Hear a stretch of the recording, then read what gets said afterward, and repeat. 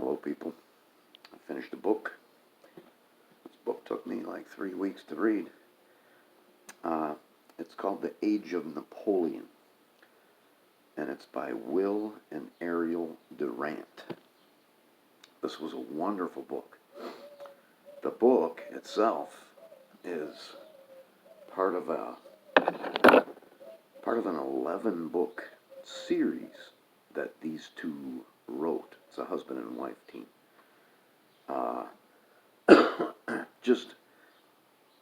Just a wonderful book. Normally, I don't enjoy books that try to cover everything, and this book suffered from some of the faults that a general knowledge book will suffer from. Important events only get a page or 2 pages dedicated to them. He tries to cover everything, and he misses some things. He misses details of some things. He and she miss that. But they're just wonderful, wonderful authors. It's the kind of book where they're using words that I don't know what they mean. I have to stop and Google it.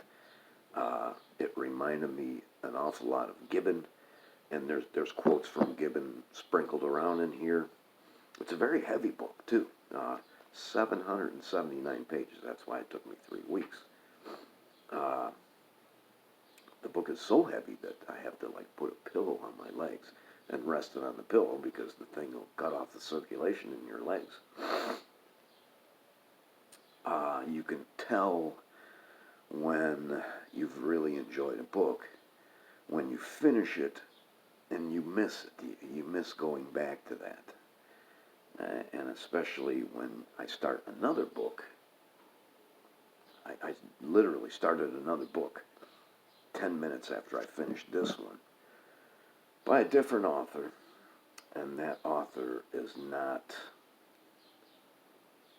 as good as these are. I'm going to get to my notes. This is probably going to be a long video.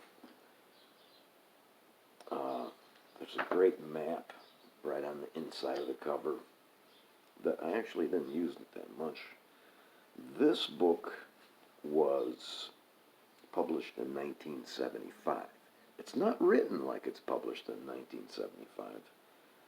And I think I'll get to that, but I don't know. I don't see it in my notes. There's an old form of the word diverse. When we write diverse, we write it with an E at the end. A couple of 100 years ago, they did not put the E on the end. And I run into that in books that are written 100 years ago, 150 years ago. It reads divers. And they actually use both in here. That's why I was really confused about when this thing was published. I looked it up twice. For another reason, too, I looked it up twice. But they started in 1935 with their first book, and it took them all that time to 1975 to do the last one, to do number 11. 779 pages. It begins in 1789 and ends in 1815. And the French Revolution is covered extensively in this. And the French Revolution, I've said this before, nobody does crazy like the French. And it's Paris. It's not the rest of France. It's Paris. It's what happens inside of Paris. I don't know if it's like that now, but during the French Revolution and in the War of 1870 with the Paris Commune, they were just crazy, One group of representatives gets replaced by the other. The leader of the new group has as the leader of the old group, sent to the guillotine. And while the guy is going to the guillotine, he says, "Your turn is coming." And sure enough, 2 months later, this guy goes to the guillotine. Scenes inside Paris, the Revolution. Fourth paragraph, page 44.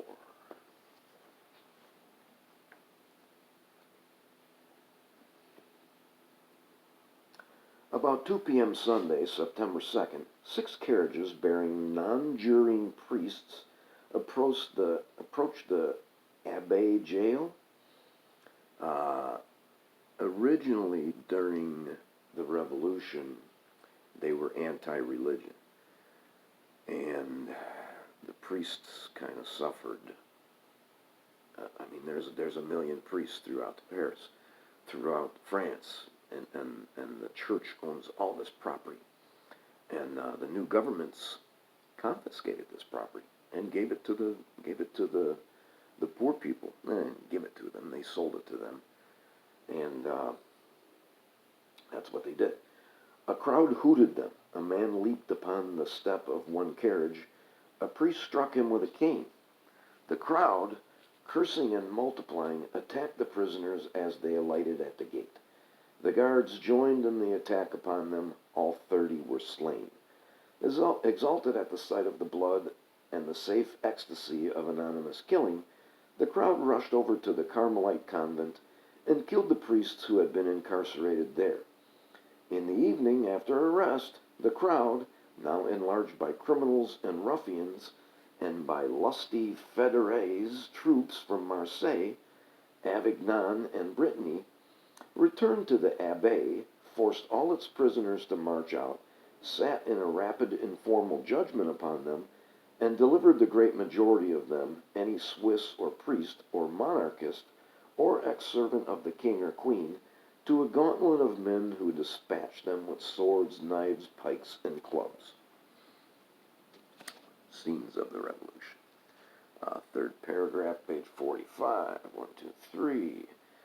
On September 4th, the slaughter moved to the prisons of Tours Saint-Bernard, Saint-Firmin, the Châtelet, the Salpêtrière.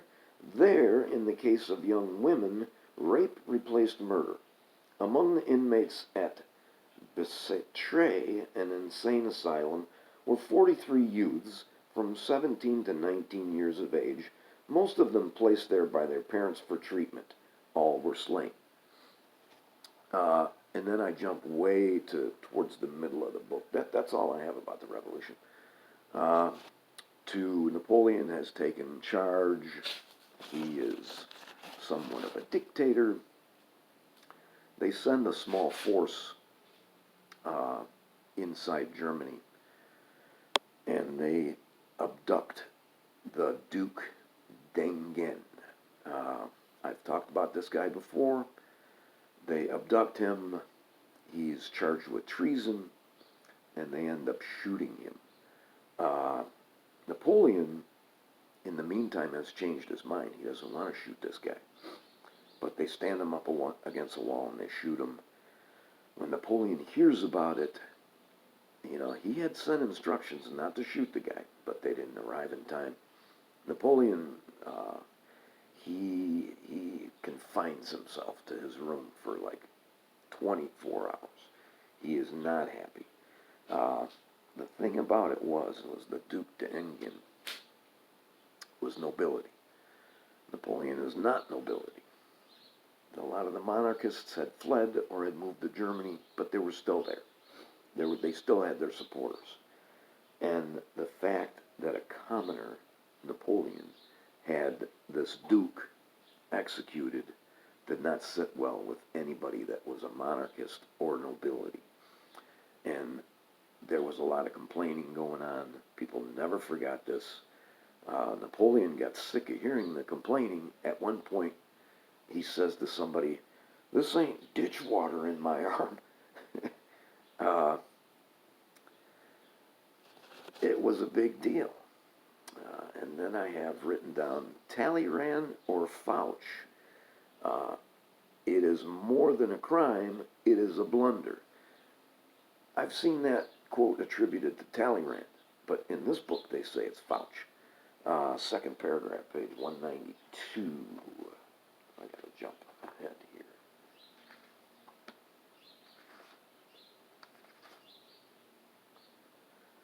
Bitter denunciation came from royalists and royalty. They were appalled at the idea of a commoner killing a Bourbon.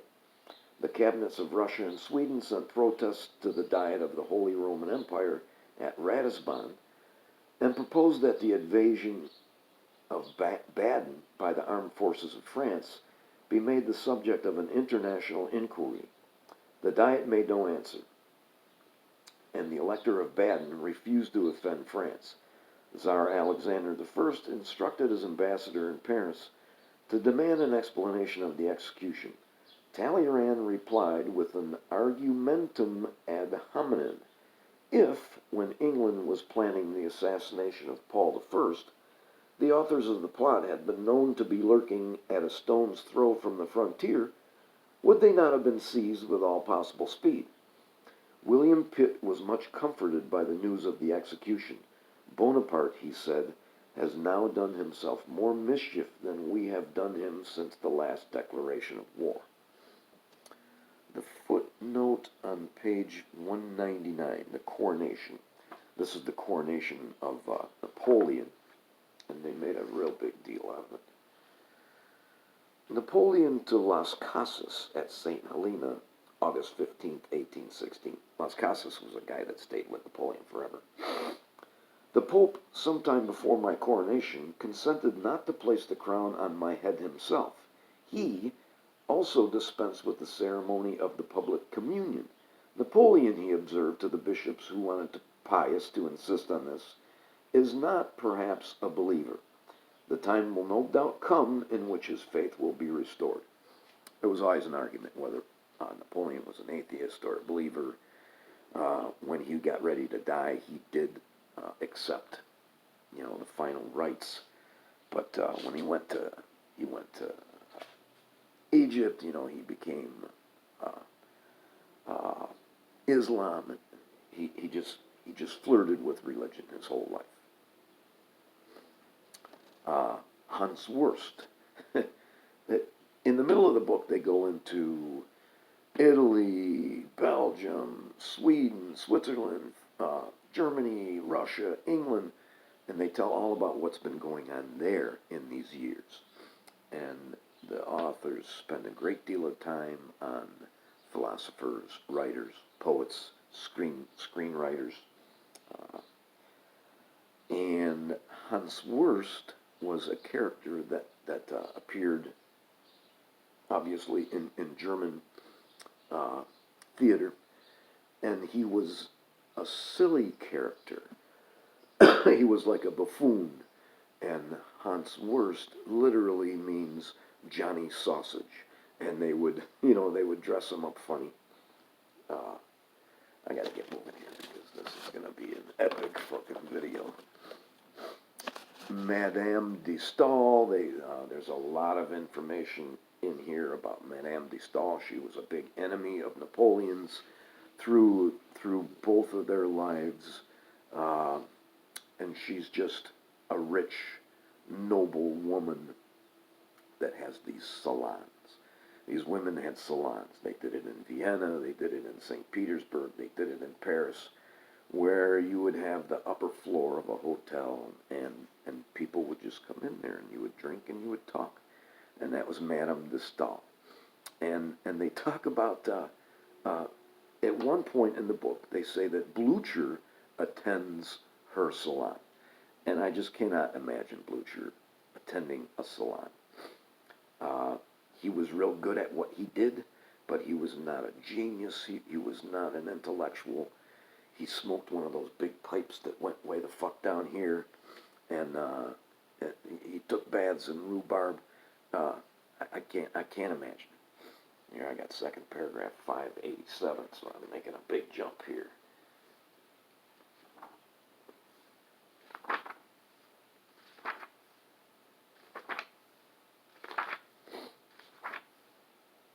I'll get there in a second. Just bear with me if anybody's still there.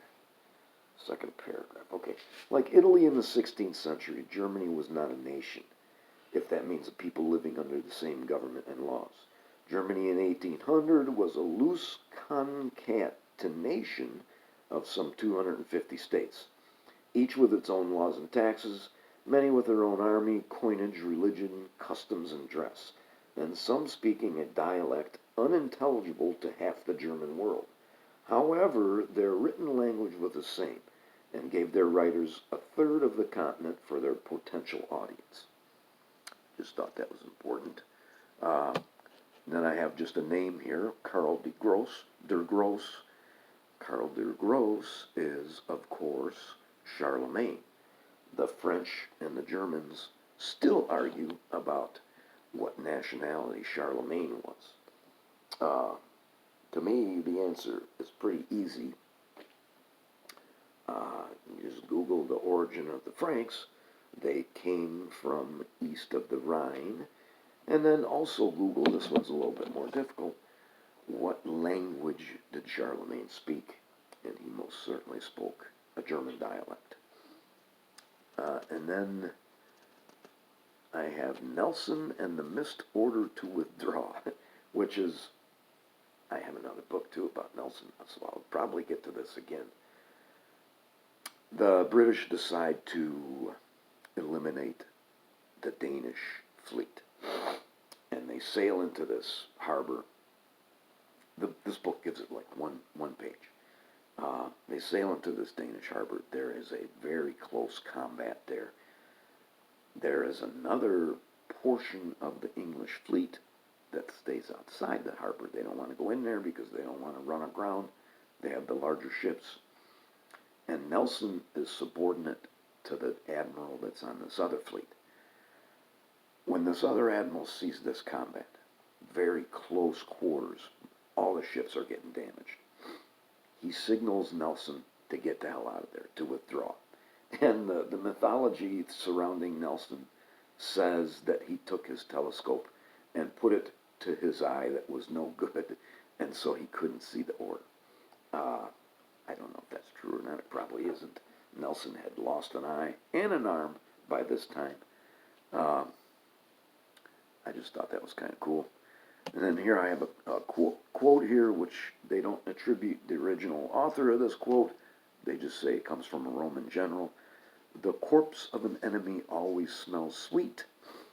And the next quote here is from Napoleon. And this is Napoleon returning from Russia. He has abandoned his army to whatever is going to happen to them. And he's traveling through Germany. Germany is thinking about rebelling against Napoleon at this point. And so Napoleon is wearing a disguise. And when somebody sees him in the disguise, Napoleon says, "From the sublime to the ridiculous is but a step." And here I have Napoleon's comments, bottom of 720. The Prussians and Alexander have just crossed the Rhine.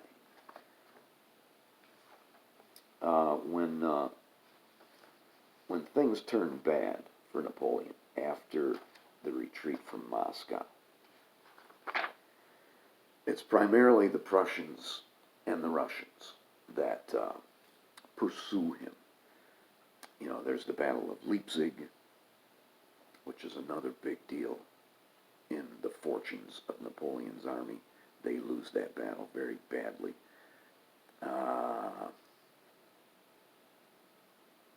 Bottom of 720. Napoleon's comments. I do not fear to acknowledge that I have made war far too long. I had conceived vast projects. I wished to secure to France the empire of the world. I was mistaken. Those projects were not proportioned to the numerical force of our population.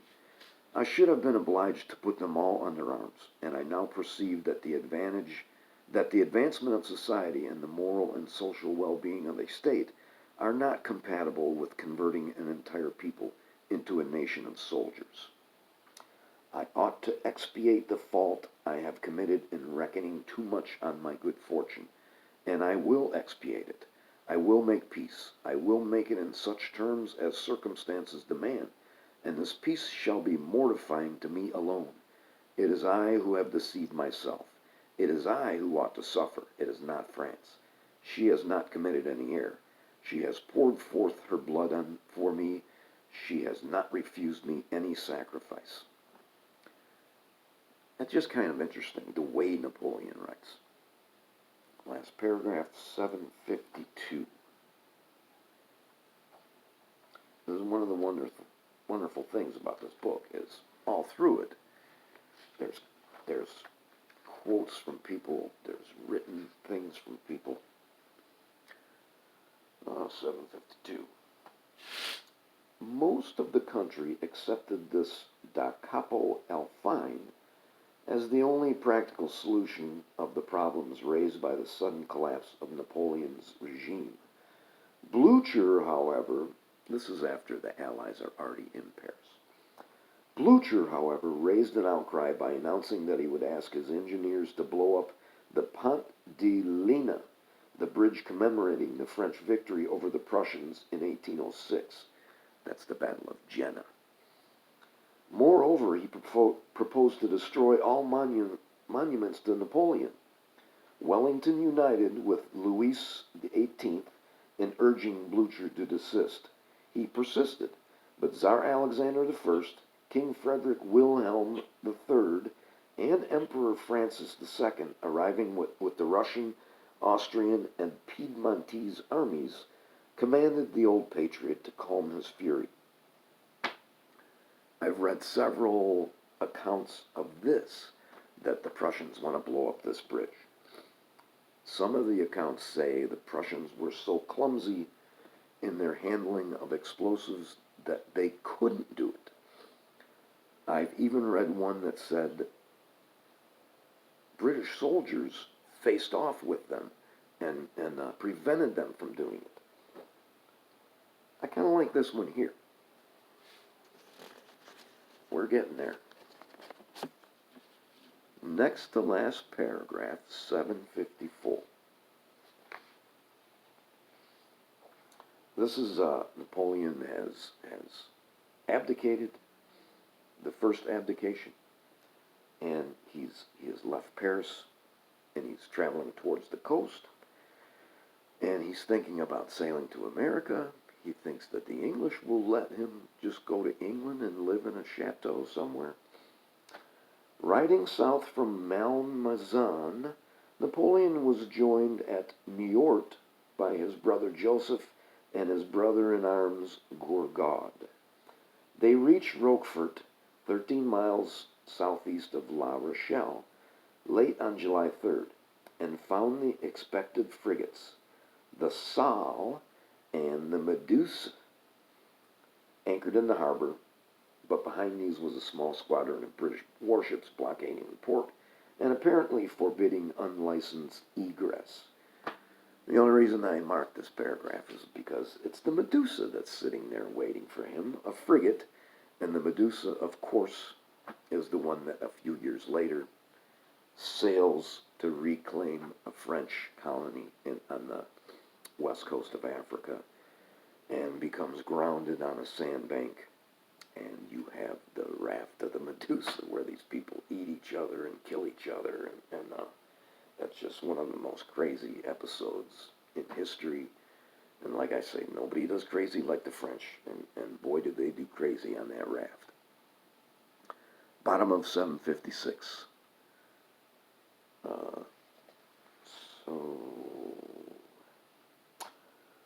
So the British government bade